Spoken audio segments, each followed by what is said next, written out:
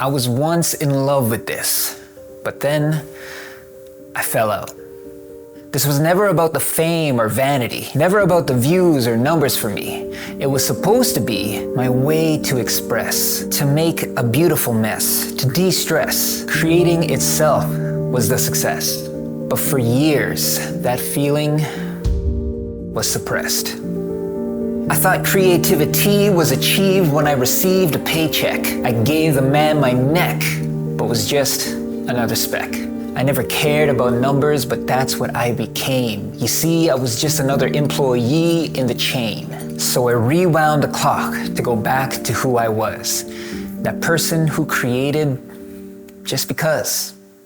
Because it was fun, because I was free, because there were no boundaries, because I was me. I was once in love. I thought it was done, but the journey ain't over. It's only just begun.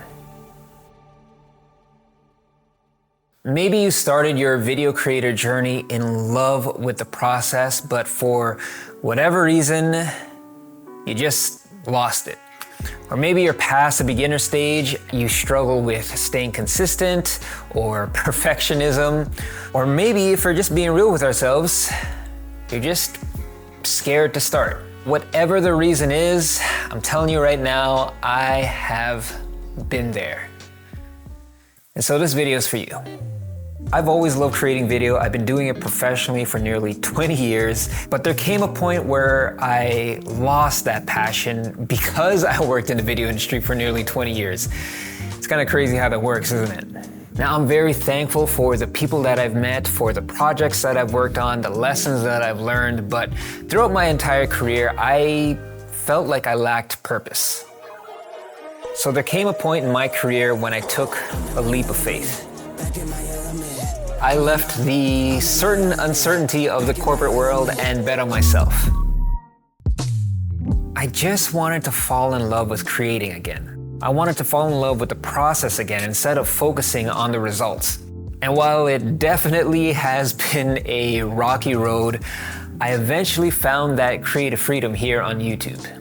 But you might be thinking, isn't YouTube all about views and subscribers and algorithm this and analytics that? And yeah, for some people it is, but to be real with you, those aren't my people, and that's not the kind of audience that I want to build. I'm not gonna say that I don't care about those things at all. It's always nice to see some kind of reward for your effort, but at the end of the day, I create because I love creating. I love being able to share my stories, to express my creativity, and hopefully inspire other people to do the same. And that is the purpose that I felt like I was missing. I remember when I worked as a video producer, I became pretty jaded by the end of my career.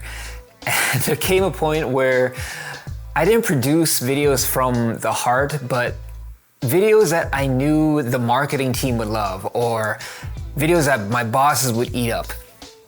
And they did. They won, but I lost. Despite that, I always enjoyed the process of creating video. But the most important thing about loving the process is to create from the heart. Create from you, for you. But what does that even mean? Rick Rubin, one of the most influential music producers of our time, he said this about what it means to create for you. Something I say in the book is that the audience comes last. It turns out that when you make something truly for yourself, you're doing the best thing you possibly can for the audience. Yeah, without a doubt, 100% you should create what your heart is telling you to, but I also believe that you can't leave people out of the equation entirely. For example, I created this video because it is what my heart was telling me to do, what my creative spirit needed to do, but I also created it because I wanted it to help other people. I want other people to be inspired to create for themselves.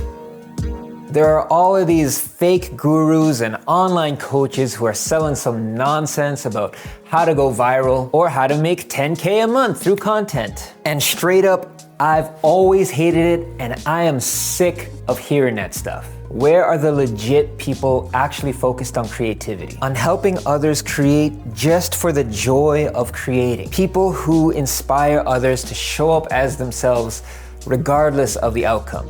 And that's the problem I see in this space. And much to my wife's dismay, when I see a problem, I can't help but try to fix it.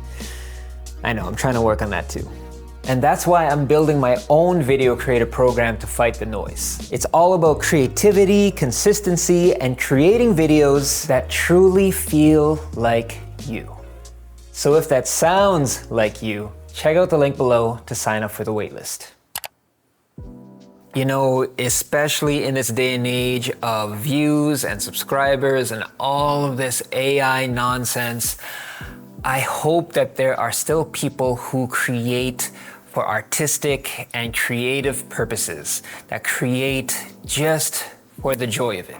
A big part of creating is being vulnerable. Being in tune with your emotions and being open to sharing that with the world is scary. But it's the first and possibly the most important step to enjoying the process. But there's one more thing that is so important to loving the process. It is something so ridiculously simple, but it's often forgotten by even the most experienced creators, myself included. And that is to have fun.